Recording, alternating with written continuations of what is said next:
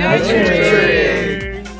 It enables and empowers the younger team members and interns and members of the literary community to self-organize, initiate new things, and to drive things forward. And I think that's what keeps Singlet Station's programs exciting and forward-looking. It also helps students to connect with writers, to demystify the writing process, and inspire all of us along the way.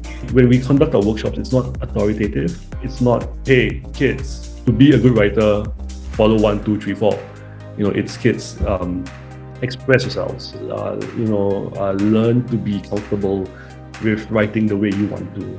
It's a very fearless organization. They do kind of embolden you to do so much more than you think you can sometimes. Because of the workshops that they are supporting, I was able to discover my own talent. I didn't know I had this kind of talent. Whenever I am facing something that is very challenging for me, I always think, oh wow, there are some people that believe in me, and so I think I should also believe in myself. And to have the space to just ask questions and be seen. Even though it's been 3 years, but I'm still very much influenced and thinking about those 3 days.